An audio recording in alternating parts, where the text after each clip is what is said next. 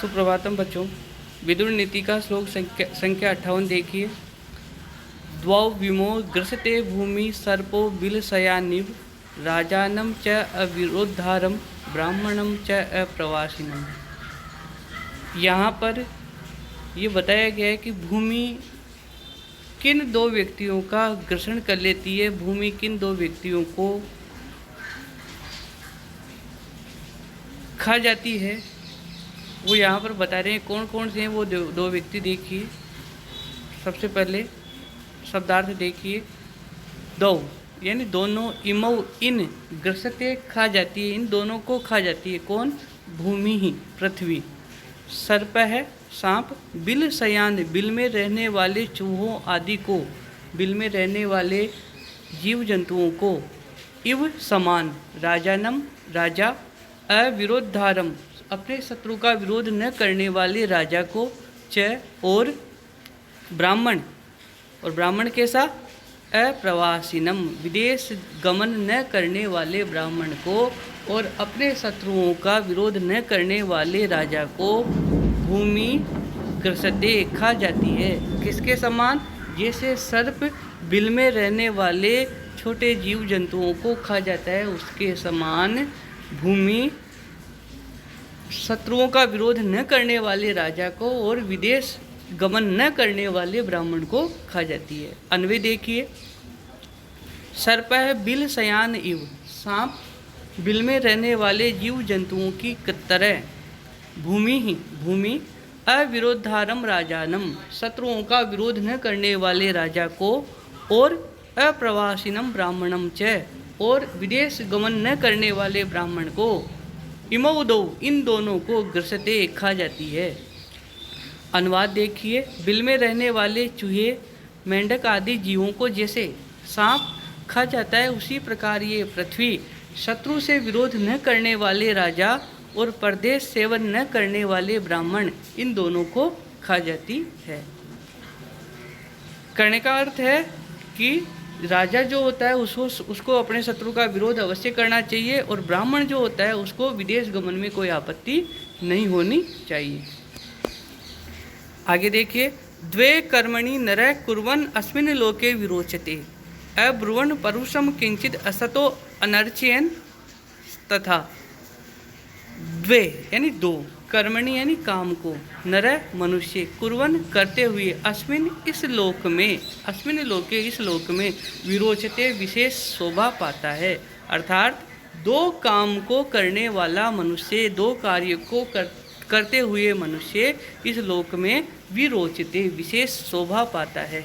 कौन से हैं वो दो कार्य? पहला, अब्रुवन न बोलने वाला, परुषम कठोर वचन, किंचित थोड़ा भी, पहला तो है थोड़ा भी कठोर वचन नहीं बोलने वाला मनुष्य इस लोक में विशेष शोभा पा जाता है। दूसरा, असत्य असज्जन व्यक्तियों की, अनर्चयन पूजा न करने वाला, दुष्ट व्यक्तियों की पूजा न करने वाला। तो सीधा सा है कि इस संसार में दो कार्य करते हुए मनुष्य विशेष शोभा प्राप्त करता है। पहला, कठोर वचन न बोलने वाला, और दूसरा, दुष्ट व्यक्तियों की पूजा न करने वाला। तो अन्वय देखिए। अस्मिन लोके इस संसार में, किंचित जरा सा भी, परुषम अब्रुवन कठोर वचन नहीं बोलने वाला, तथा और असत अनर्चयन असज्जन व्यक्तियों की पूजा न करने वाला। इमे द्वे ये दोनों, कर्मणि कार्य करते हुए, कुर्वन करते हुए, नरः विरोचते मनुष्य विशेष शोभा पाता है। अनुवाद देखिए। जरा भी कठोर न बोलने वाला, जरा भी कठोर न बोलना, किंचित अपि परुषम अब्रुवन और दुष्ट पुरुषों का आदर न करना, इन दो कर्मों को करने वाला मनुष्य इस लोक में विशेष शोभा पाता है। श्लोक संख्या 60 देखिए। दौ इमौ पुरुष व्याघ्र पर प्रत्येकारिणौ स्त्रिये कामित कामिन्यो लोकः पूजित पूजिक। शब्दार्थ देखिए। दौ यानी दोनों, इमौ ये, ये दोनों। पुरुष व्याघ्र हे पुरुष सिंह संबोधन है इसका। ये धृतराष्ट्र के लिए आया है पुरुष व्याघ्र कि हे पुरुष सिंह पर प्रत्येकारिणव, पर दूसरे पर, प्रत्येक विश्वास करने वाले, दूसरे पर, दूसरे के विश्वास पर चलने वाले, पर प्रत्येकारिणव, स्त्रिये स्त्रियां, कामित कामिन्य, कामित कामिन्य का अभिप्राय होता है दूसरी स्त्री द्वारा चाहे गए पुरुष को चाहने वाली स्त्री, उसको बोलते हैं कामित कामिन्य। दूसरी स्त्री द्वारा चाहे गए पुरुष को चाहने वाली स्त्री। लोक है पुरुष है। पूजित पूजिक है, दूसरों द्वारा पूजित की पूजा करने वाला, उसको बोलते हैं पूजित पूजिक है। तो अनुवाद अन्वय में देखिए, पुरुष व्याघ्र कि हे पुरुष सिंह, हे धृतराष्ट्र, कामित कामिन्य, दूसरी स्त्री द्वारा चाहे गए पुरुष को चाहने वाली स्त्रिये स्त्रियां, और पूजित पूजिक लोक, यानी दूसरों के द्वारा पूजित मनुष्य का आदर करने वाला पुरुष, दूसरों के द्वारा पूजित मनुष्य की पूजा करने वाला पुरुष। इमौ ये दोनों, पर प्रत्येकारिणव भवते, यानी दूसरों के विश्वास पर चलने वाले होते हैं। ये दोनों ही दो प्रकार के लोग दूसरों पर विश्वास करके चलने वाले हैं।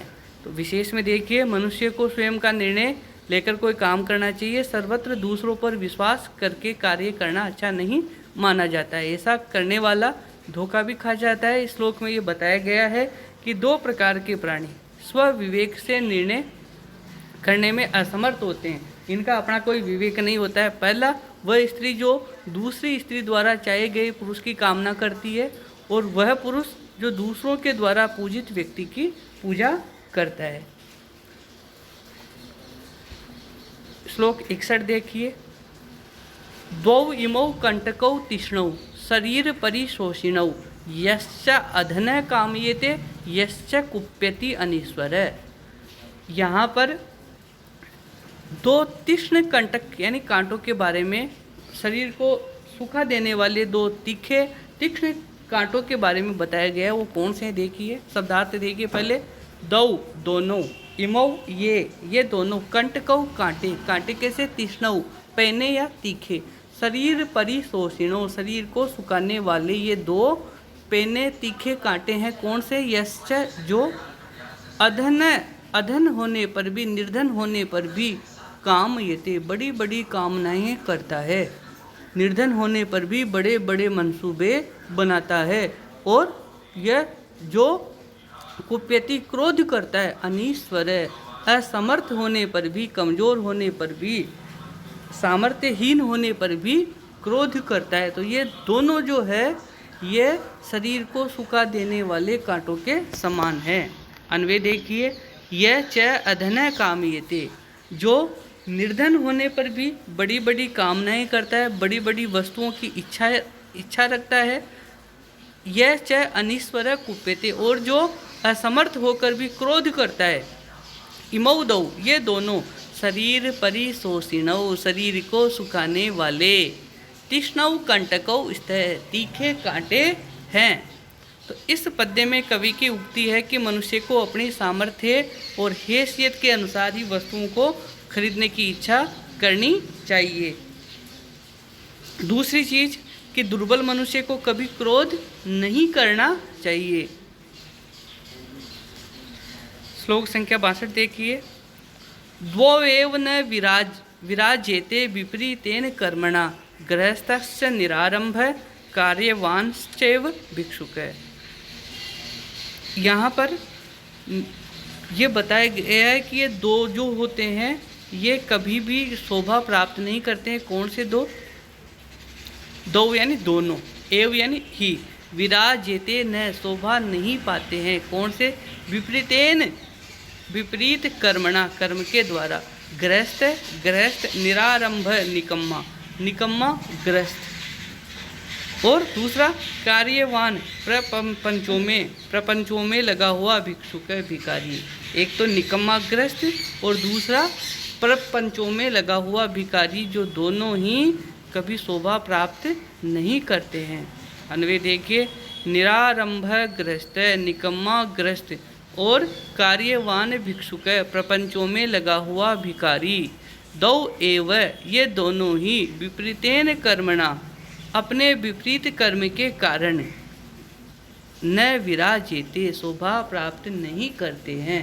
क्योंकि गृहस्थ कभी निकम्मा नहीं हो सकता। गृहस्थ जो होता है वो हमेशा कार्यशील होता है, कर्म पर विश्वास करने वाला, कर्म पथ पर चलने वाला होता है, वो निकम्मा हो ही नहीं सकता। और दूसरा जो भिक्षुक होता है उसको वो प्रपंचों में लगा हुआ हो ही नहीं सकता। तो ये दोनों गृहस्थ और भिक्षुक के विपरीत कार्य हैं, और विपरीत कार्य में होने के कारण, लगे होने के कारण ही ये दोनों कभी शोभा प्राप्त नहीं कर सकते। अभी देखिए, विशेष में बहुत अच्छी बात दी हुई है कि भारतीय संस्कृति में वर्ण व्यवस्था और आश्रम व्यवस्था का बड़ा ही महत्वपूर्ण स्थान है। वर्ण व्यवस्था के अंतर्गत 4 वर्णों की व्यवस्था हमारे समाज में प्रतिष्ठित थी। चतुर्वर्ण व्यवस्था जिसको हम बोलते हैं ब्राह्मण, क्षत्रिय, वैश्य और शूद्र। इसी प्रकार आश्रम व्यवस्था में भी हमारे 4 आश्रम माने गए हैं, ब्रह्मचर्य आश्रम, गृहस्थ आश्रम, वानप्रस्थ आश्रम और संन्यास आश्रम। तो मानव जीवन के कार्यकलापों की, उसकी आयु को ध्यान में रखकर बहुत ही अच्छी व्यवस्था की गई है। इसके अंतर्गत जो 26 से 50 वर्ष की जो उम्र होती है उसमें व्यक्ति का गृहस्थ आश्रम माना गया है कि वो आश्रम जो है 26 से 50 साल की उम्र का वो गृहस्थ आश्रम है, और उस आश्रम में उसे अपने सभी प्रकार के कर्तव्यों का निर्वाह भी करना है। इसके लिए गृहस्थी को सतत उद्यमशील और कार्यशील होना चाहिए। यदि वह बिना कर्म के बैठा रहेगा, अर्थात वह निकम्मा बना रहेगा, तो अपनी सामाजिक जिम्मेदारियों को वो कैसे पूरा करेगा।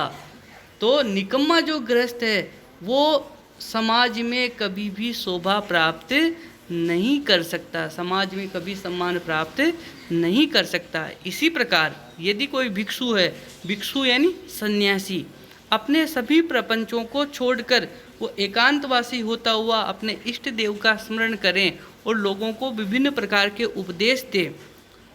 यदि वह अपना कर्तव्य छोड़कर, यानी कि लोगों को सद उपदेश देने के बजाय सांसारिक प्रपंचों में फंसा रहेगा, तो ये आचरण उसके लिए शोभनीय नहीं होगा। इसीलिए इस पद्य में कहा गया है कि 2 ही अपने विपरीत कर्म के कारण इस संसार में शोभा प्राप्त नहीं कर पाते हैं। कौन से? अकर्मण्य गृहस्थ यानी निकम्मा गृहस्थ और प्रपंच में लगा हुआ भिक्षुक अर्थात सन्यासी। श्लोक संख्या 63 देखिए। दौ इमौ पुरुषौ राजन स्वर्गस्य उपरि तिष्ठते प्रभुश्च क्षमा क्षमया युक्तो दरिद्रस्य प्रदानवान। यहाँ पर स्वर्ग से भी ऊपर सिर्फ 2 ही पुरुष जो होते हैं वो स्वर्ग के भी ऊपर विराजते हैं, स्वर्ग के भी ऊपर रहते हैं। कौन कौन से यहाँ कह रहे हैं विदुर जी? हे राजन, हे महाराज, क्षमया युक्त प्रभु, क्षमा युक्त प्रभु, प्रभु यानी सामर्थ्यवान पुरुष, स्वामी, स्वामी कैसा हो? क्षमा युक्त, क्षमा से युक्त, क्षमा करने वाला प्रभु, सामर्थ्यवान पुरुष, दरिद्र च और प्रदानवान दरिद्र है, प्रदानवान दान देने वाला, निर्धन होने पर भी दान कर देने वाला, दान करने वाला दरिद्र है, निर्धन व्यक्ति। इमौ दौ पुरुषौ, ये दोनों पुरुष स्वर्ग से ऊपरी तिष्ठत है, स्वर्ग के भी ऊपर स्थान प्राप्त करते हैं।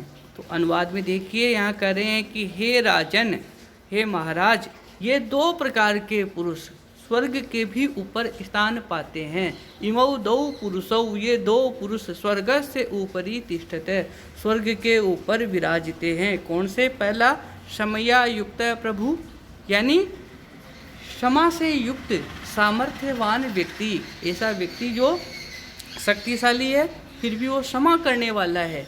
प्रभु यानी स्वामी है, सामर्थ्यवान है, लेकिन कैसा है?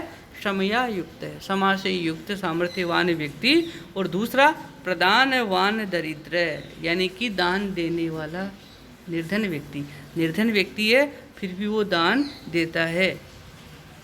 तो ये दोनों व्यक्ति स्वर्ग के भी ऊपर स्थान प्राप्त करते हैं। विशेष में और देखिए, अच्छे कर्म करने वालों को स्वर्ग मिलता है। जो मनुष्य क्षमा करता है और जो दान देता है उन दोनों को तो स्वर्ग मिलता है, लेकिन जो शक्तिशाली होकर भी क्षमा करता है, ये थोड़ा उससे भी थोड़ा ऊपर है, शक्तिशाली है फिर भी वो क्षमा करता है, और यदि निर्धन है और फिर भी दान देता है तो उनको स्वर्ग से भी ऊपर स्थान मिलता है, क्योंकि ये दोनों अपनी सीमा से उठकर कार्य कर रहे हैं।